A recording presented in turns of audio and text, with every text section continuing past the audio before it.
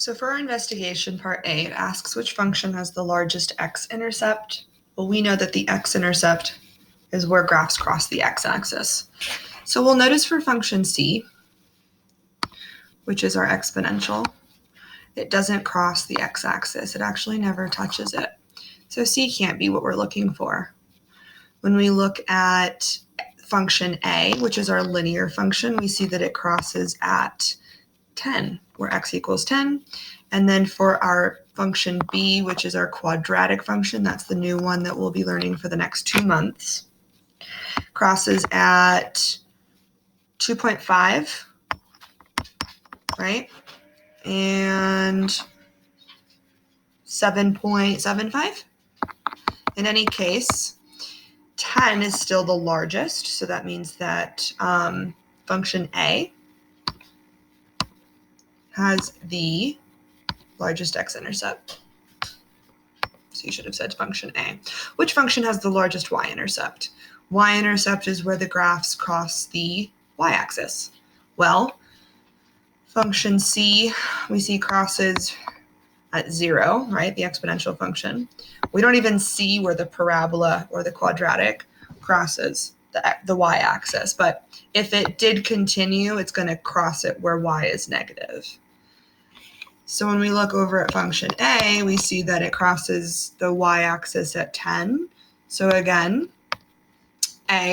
function A has the largest y-intercept.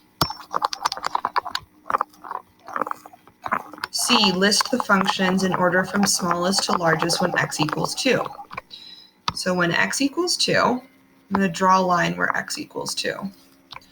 When x equals 2, let's go in order. Function A equals 8. So for A, it's 8. For function B, when x equals 2, so it crosses right here, it'll be -1. And then for function C, when x equals 2, it looks like it equals 0. So that means in order from least to greatest, it'll be function B because B is -1, then C because C is 0, and then function A because A is 8. For part D, which functions have positive rates of change throughout the entire graph? So rate of change, remember, rate of change, which you can use ROC to say rate of change, is the slope. And slope is talking about steepness. So which ones have the largest steepness? So going up or going down, right? But the steepest.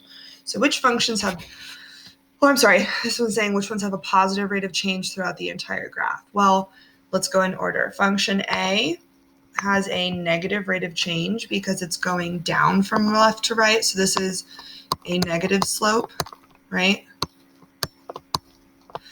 Function B goes up and then it goes down. So it's not positive throughout, right? This is going up, this is going down. Function C, the exponential function, goes up the entire time. So that means function C has the positive rate of change throughout the entire graph.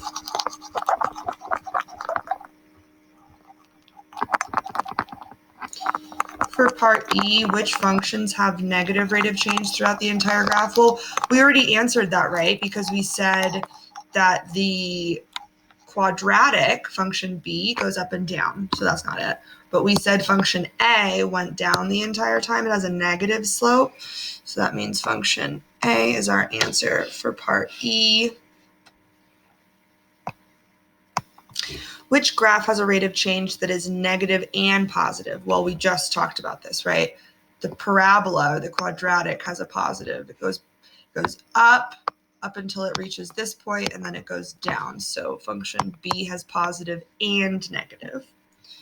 And then which function has the largest rate of change from x equals 3 to x equals 5?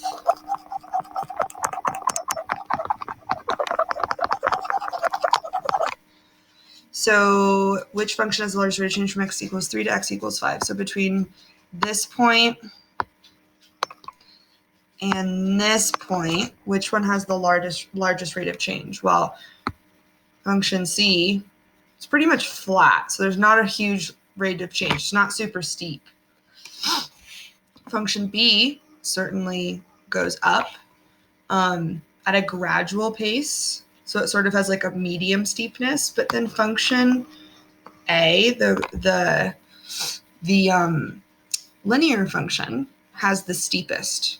But we're kind of eyeballing this, so I could see if someone said B or A, so I'm just going to put both.